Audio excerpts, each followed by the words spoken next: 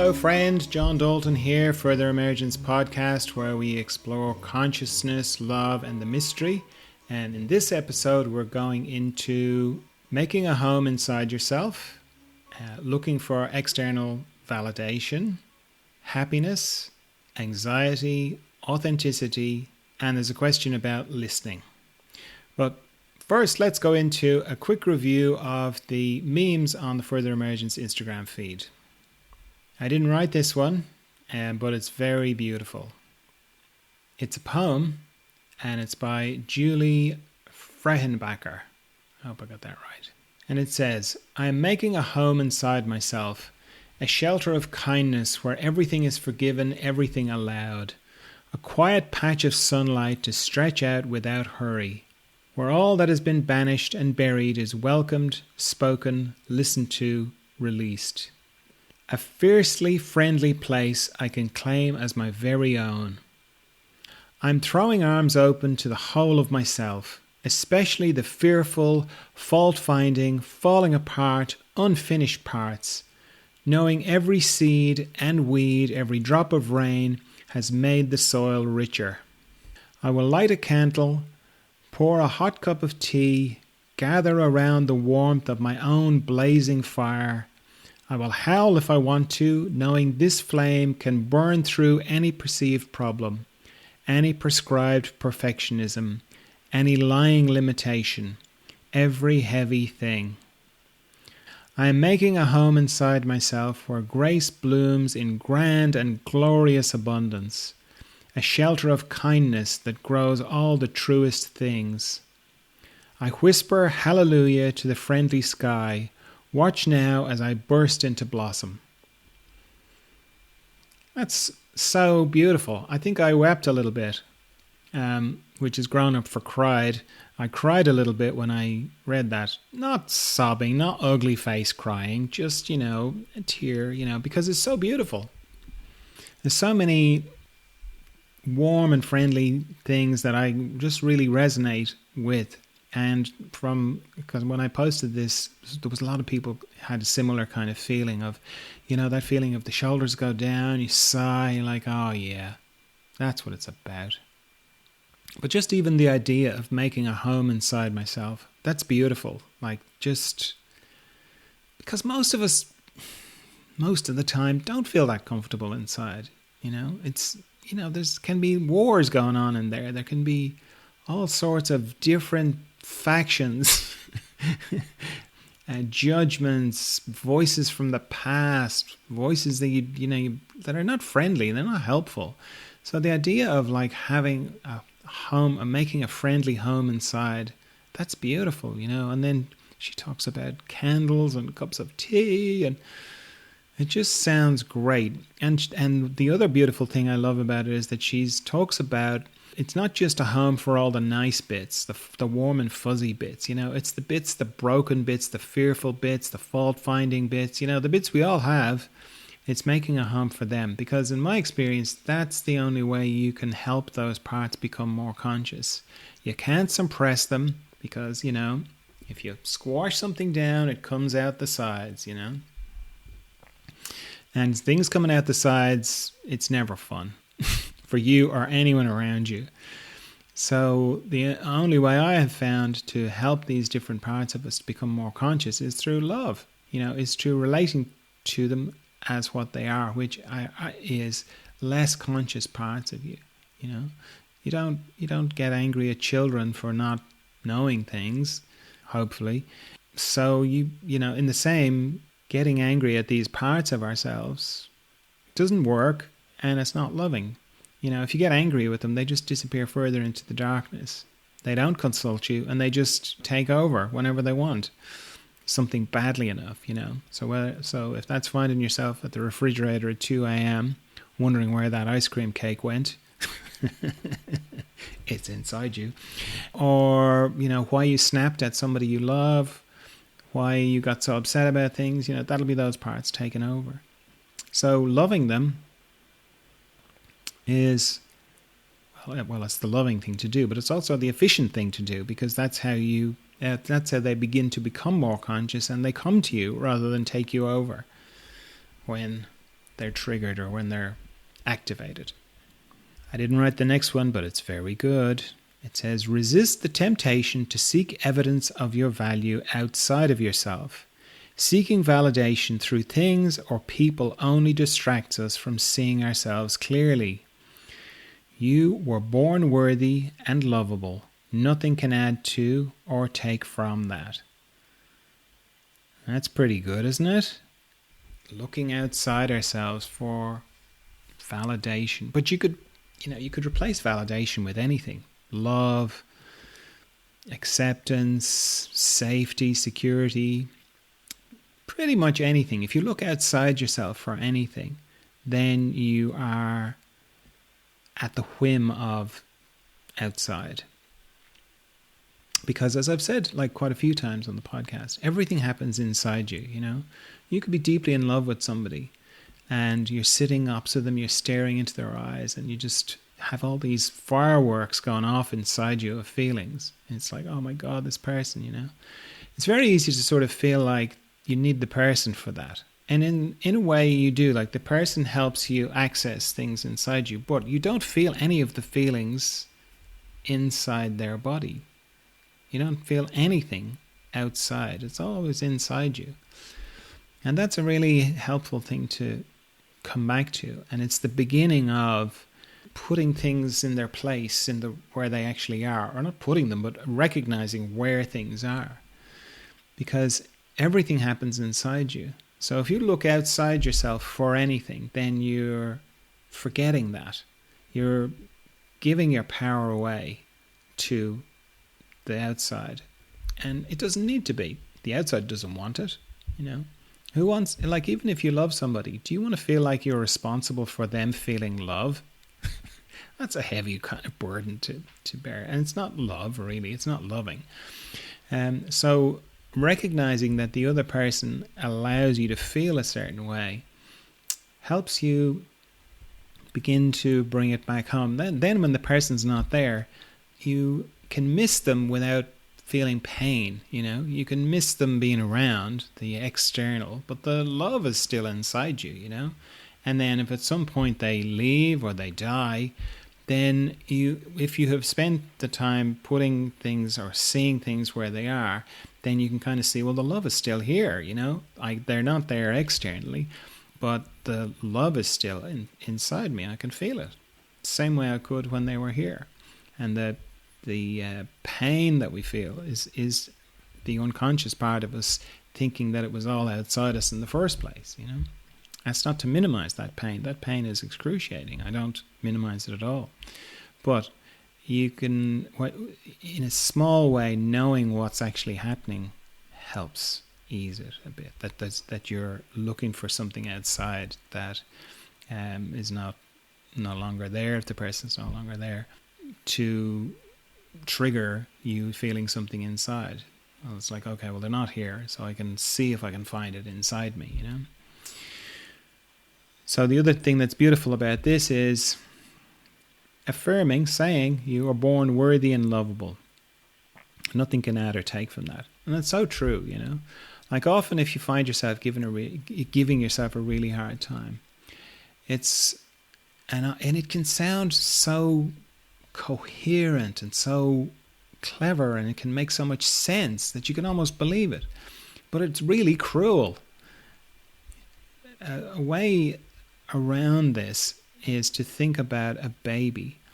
And would you talk to a baby like that? Would you have feelings towards a baby? Like, you know, would you look into, you know, at a baby and go, well, do something. I'm not going to love you unless you do something. You know, you're not enough just on your own. What are you just going to lie there? Come on, do something to make me love you.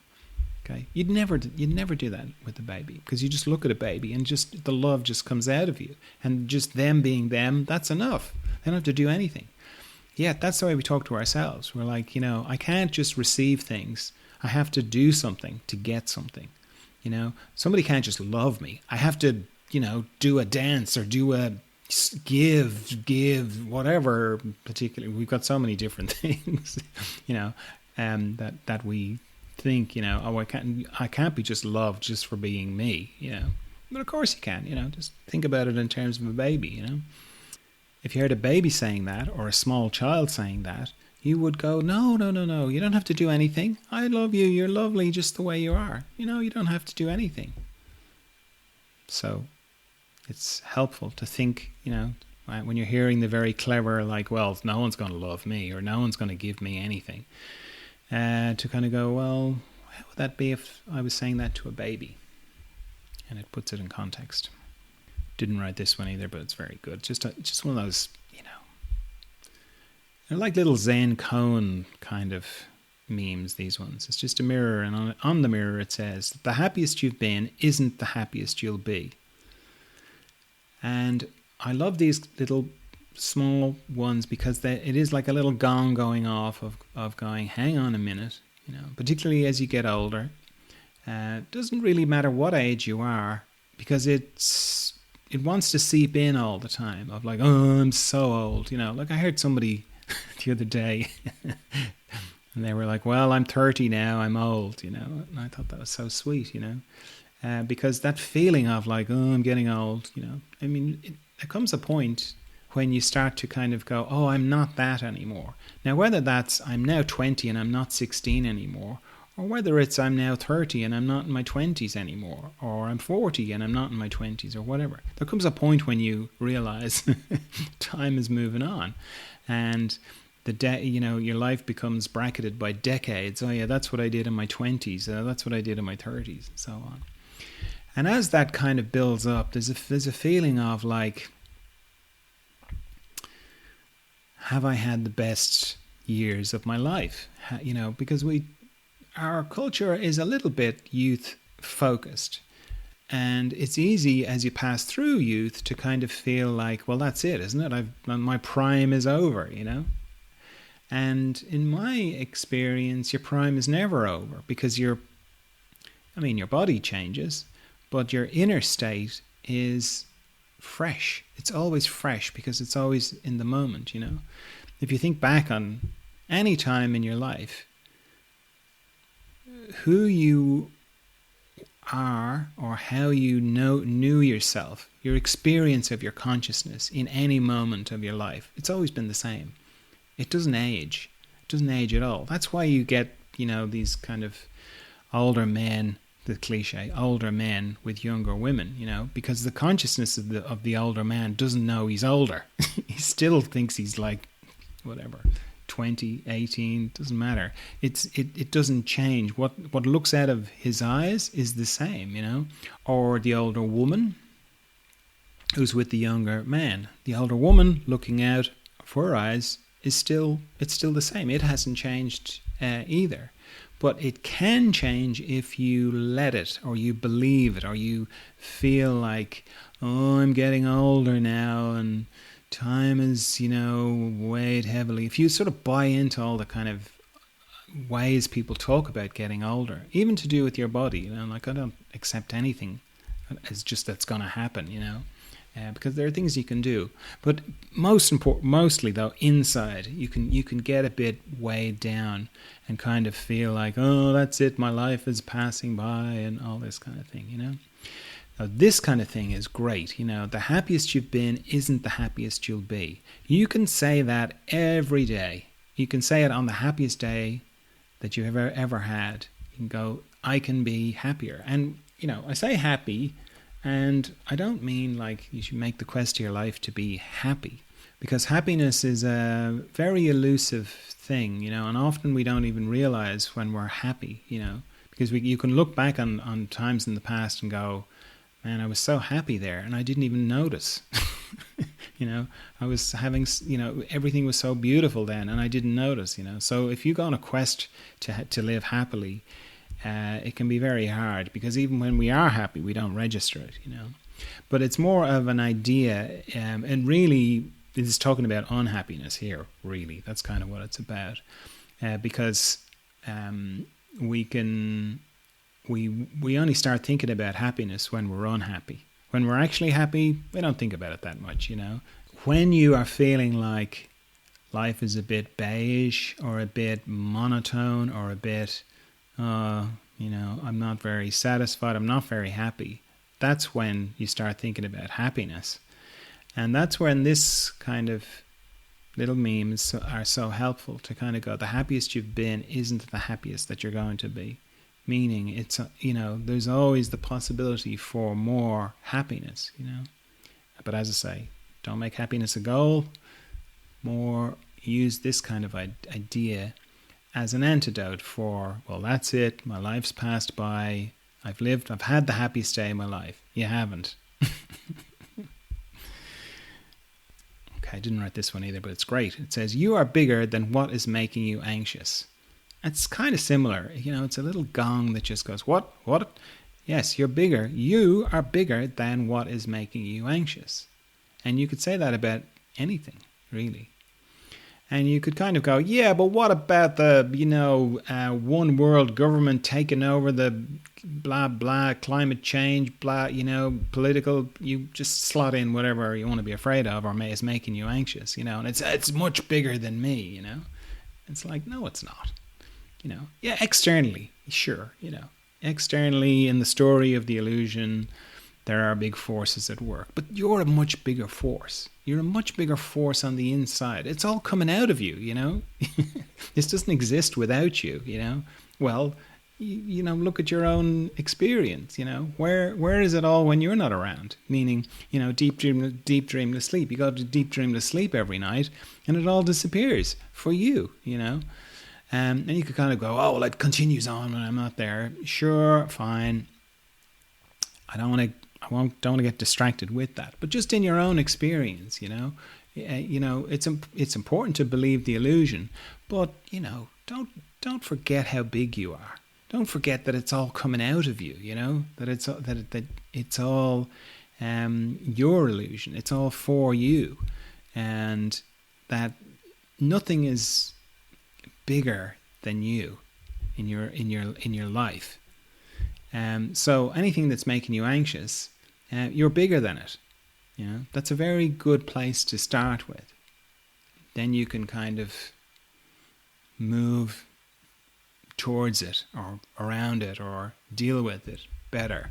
But when you feel like, oh no, it's bigger than me, then you just get stuck in the anxiety, and you don't need to. I didn't write this one either. I don't think I wrote any of them this week, but they're all great. This one says, the sooner you are authentically you, the sooner the people looking for you will find you. That's pretty good, isn't it? And again, it sort of drops something into the pond, the internal pond of going, hang on a minute, there are people looking for me?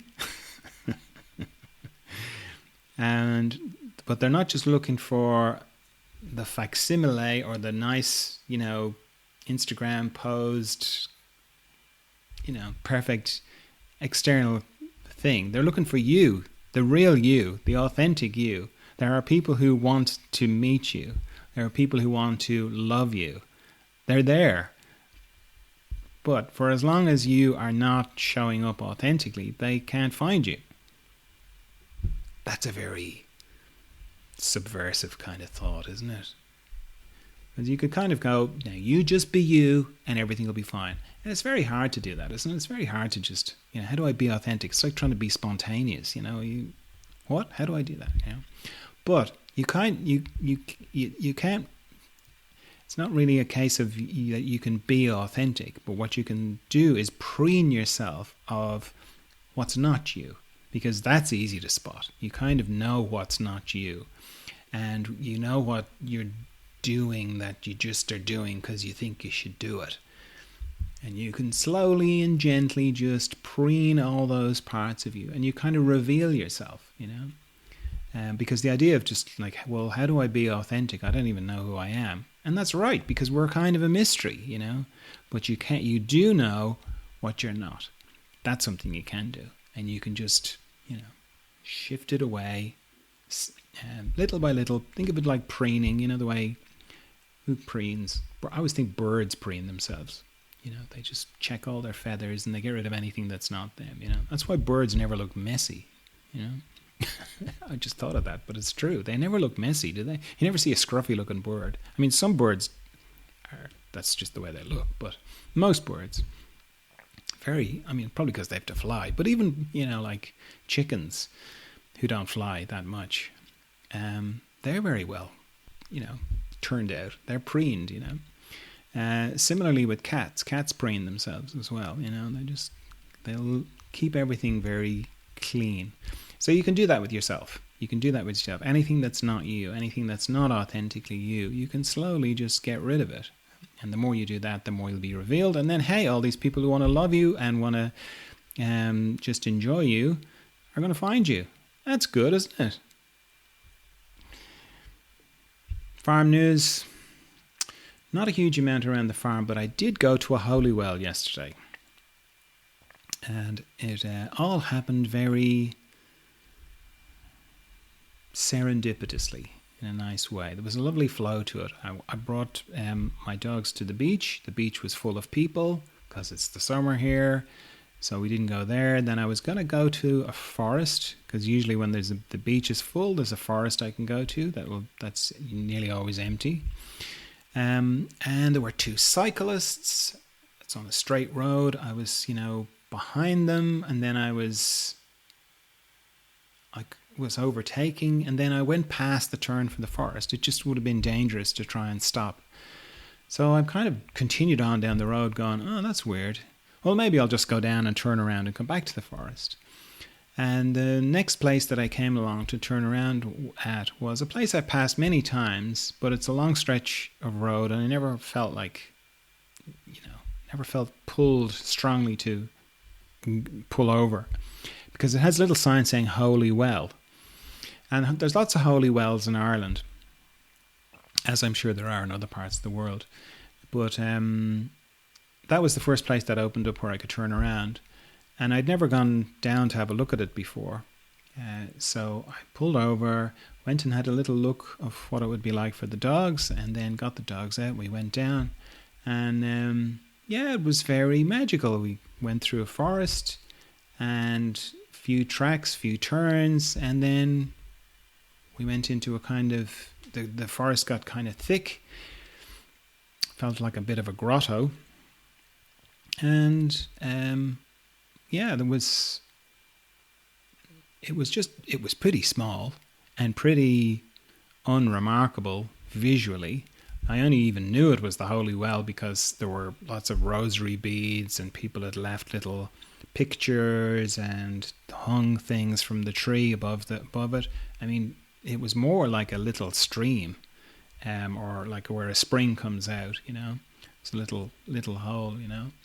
But I meditated there for a little while, and I could definitely feel something. There was definitely a beautiful presence, earth kind of presence there, and I could kind of see. Oh yeah, I can see why people are drawn to this place, And the two dogs had a little drink from the well, the water, because it's like a little stream, and it was lovely. It was a very magical little diversion, excursion, and I'm very glad I went down to find the Holy Well, because there's a long tradition of holy wells in Ireland that predates Christianity, and there's a way of thinking about holy wells as that they're access points to the earth energy, the feminine, deep energy of the Mother Earth, this great mother that we're all here because of, and that the wells are like access points into that. And there's definitely true in my experience when I meditated there. There was a lovely, lovely energy in this place. So that was a real treat. I thought I was just going for a walk on the beach. Have you signed up for my weekly friendly notes? Yes, I send out friendly notes every Sunday, usually, all gone well. And it's like a little roundup of what's going on, a little bit of chat, a little bit of my writing, because I write every week as well. And I include that in the friendly note. So if you want to get a little friendly note from me, go to the website furtheremergence.com, and you'll see a little banner thing that points you to where you need to go to sign up for those. Similarly, if you just want to write to me and tell me how wonderful everything is going for you, or if you've got something you're concerned about, or you want another perspective on, I'd love to. I love hearing from you. So, that's john@furtheremergence.com if you want to do that. Life hacks. I'm not even sure if this is a life hack, but I just noticed it's something that I've been doing for the last couple of months. Well, there's two things. Walking, I think I mentioned that. I go walking every day. I used to go up the side of the valley. Now there's a little kind of forest track I go on that I need to do less prep to do. I needed to move more. So I walk for half an hour, then I turn around and come back. So I kind of walk for an hour. And it's very gentle and good, and it's good. It's very good to move. Walking I think it's the best exercise because it gently moves everything. A lot of things get sorted out if you just walk. I mean, going to the gym and doing all the other things. I do a bit of yoga as well beforehand. That's more because to keep everything nice and mobile. But yeah, walking for a good bit of time. It's everything moves, like lymph, blood, all that stuff. But also mentally, it's like I'm moving things around inside, and they get reorganized. And I always feel better when I come back from a walk. Anyway, that's not the tip. Well, I suppose it's half the tip, walking. But I don't just start off walking. So I get outside the house and I'm ready to walk. But then I close my eyes and for me, it's my heart. I tune into my heart and I wait for my heart to move me forward. So it's like I walk. I let my body is dragged forward by my heart, and my feet just keep up with it. That's the way it feels.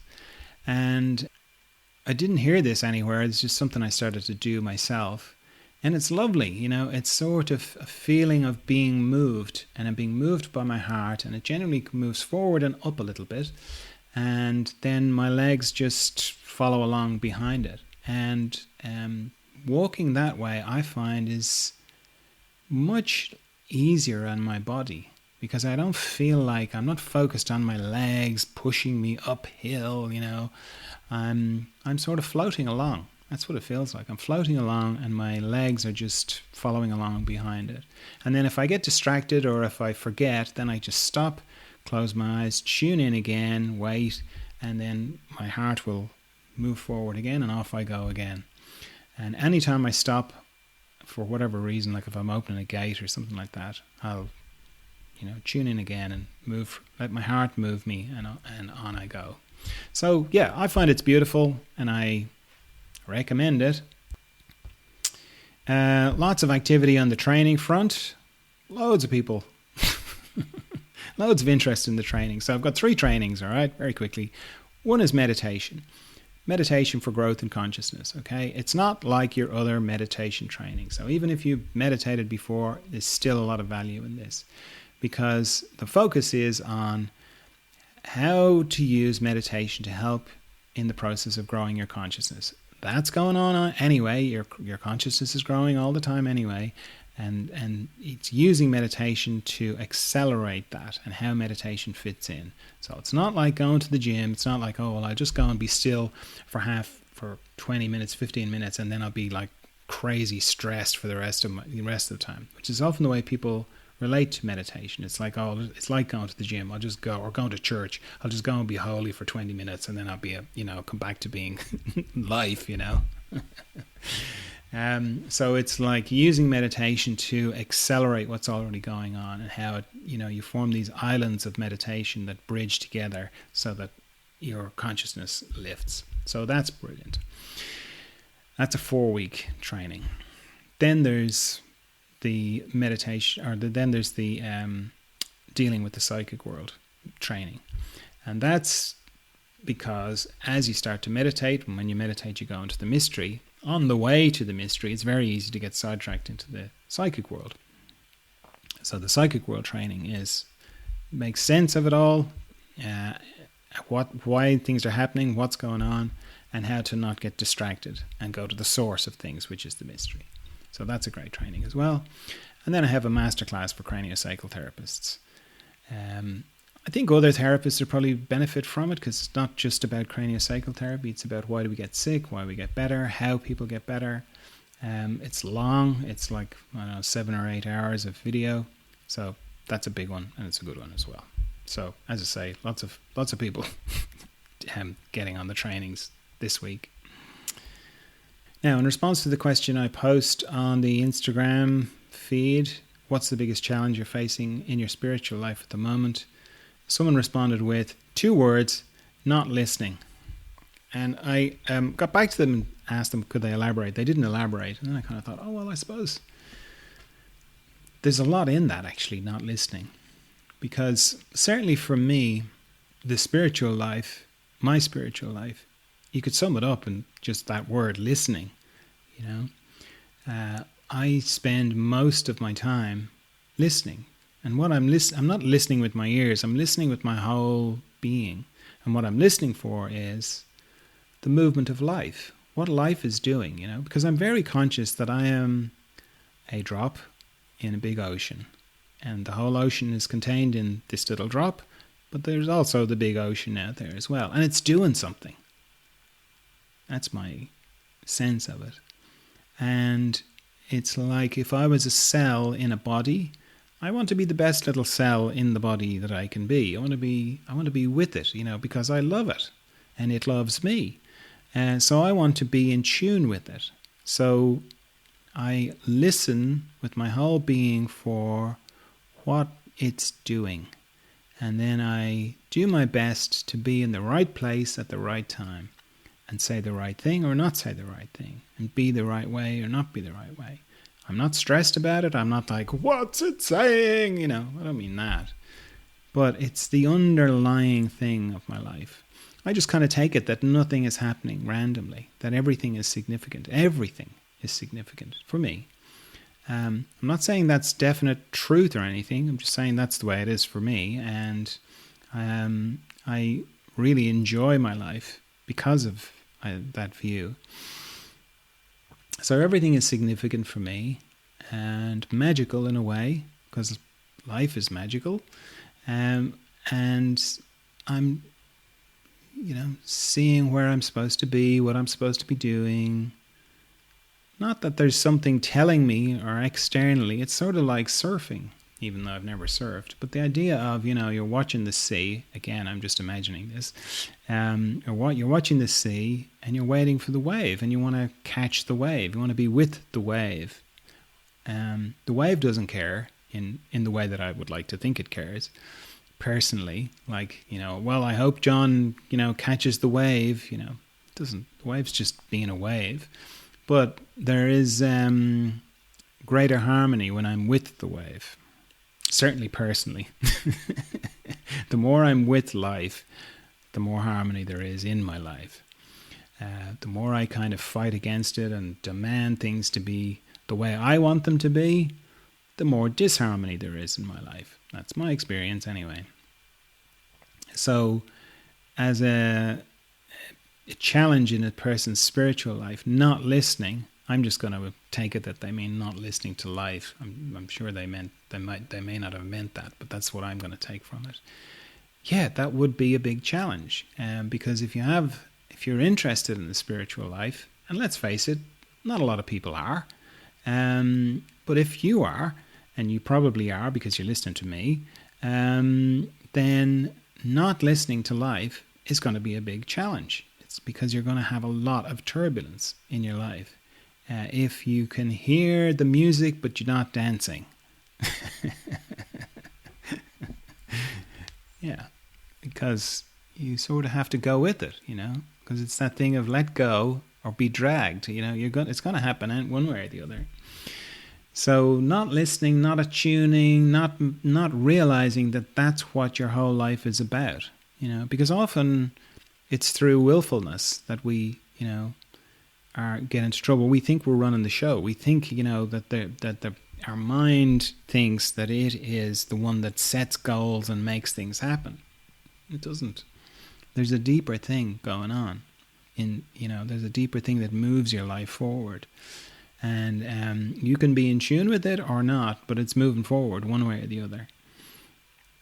And if you have a sense of that, and one of the ways that you have a sense of that is this kind of deep, this spiritual things will kind of call to you or resonate with you. So if you have that, then just listening and recognizing that that's what you're really trying to do anyway, is listen to the movement of your life, then everything gets easier the more you go with it. From the outside, it might look a bit, it might not look easier, but inside it is easier. It's a lot easier when you're with it, when you're with the flow. So that's what I'm going to decide that person meant when they said not listening. That's all I have for you this week. I trust you're well. I trust you're of good cheer, and I'll talk to you again soon. Bye.